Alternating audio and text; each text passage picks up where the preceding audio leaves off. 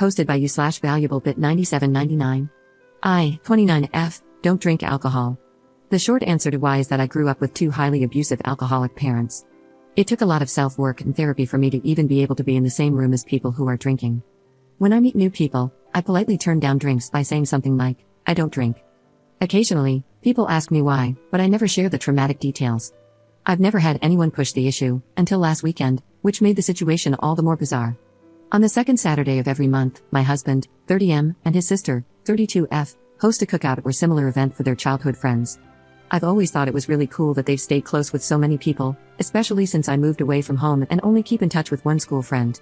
I've been attending these gatherings since my husband and I started dating, and there's never been any issues. I get along well with his friends and sister. Last Saturday, my husband took my 11-year-old little brother out of town for a dad/son day, where his legal guardians. I've had custody of him since I was 20. So, I went to the cookout alone this time. I've done this a few times before, and it's always been fine.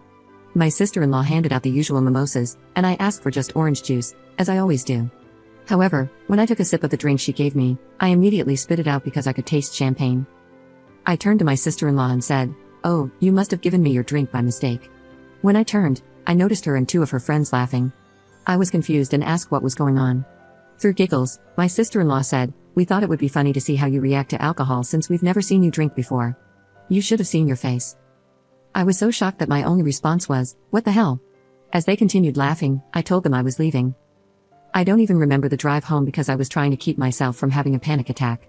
When I got home, I broke down crying. My husband and brother got home shortly after, and I couldn't hide how I was feeling, even if I'd wanted to. My husband immediately asked what was wrong, and I broke down again. I hate that my brother had to see me cry. I try to keep our home as happy and safe as possible. After putting on a movie for my brother, I explained what happened to my husband. He was furious. I've never seen him so angry. He told me to go relax with my brother while he handled everything. I could hear him yelling at his sister on the phone. After almost an hour, he came back to sit with us and told me we wouldn't be seeing her again. The next day, we told my mother and father-in-law. I've always been really close with them, so I wanted to confide in them, though I was nervous because it's their daughter and I didn't want to speak badly about her to them. To my surprise, they were absolutely mortified and apologetic on her behalf.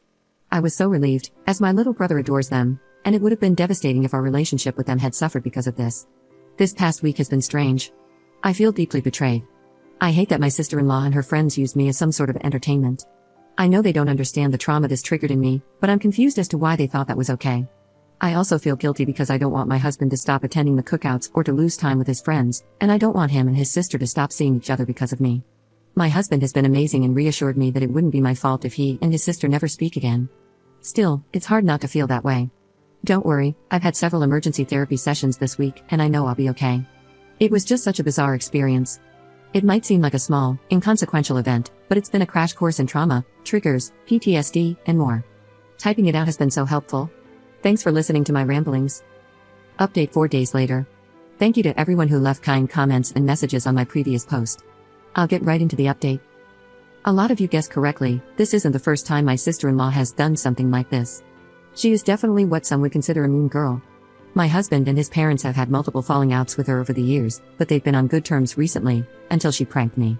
So, yes, I can see how my husband's immediate reaction to go no contact might seem like an overreaction, but he's dealt with a lot from her in the past. I don't want to give any specific examples because they're personal to my husband and his family. I hope you understand.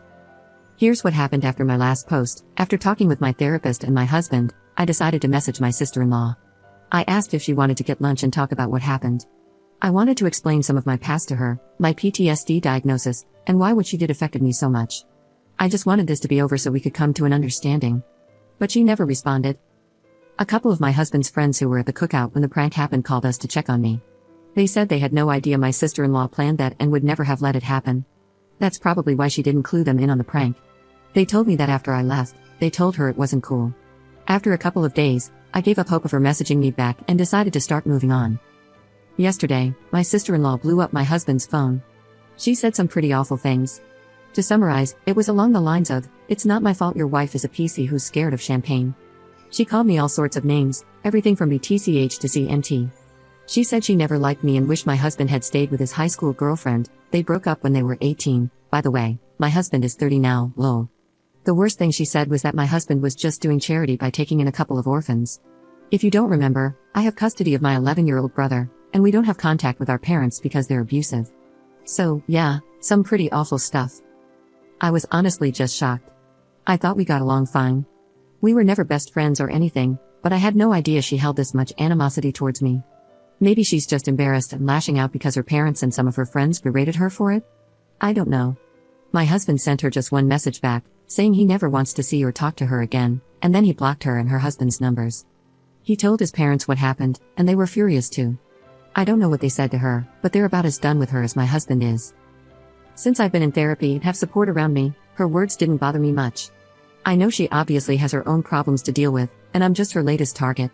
The worst thing she did was bring up my brother. I'll never forgive her for that. He's not an orphan, he has 2 parents who love him. And I'm not an orphan either, I have in-laws who love and support me. They've always had my back, even when it comes to their own daughter. If I never see my sister-in-law again, I'd be fine with that. I truly hope that one day she'll come to her senses and understand that the way she treats people isn't right. We've decided to turn every second Saturday of the month into family day in place of the cookouts. I'm going to be just fine. I'm already feeling miles better than I did when I wrote my previous post. Anyway, again, thank you for all the kind words.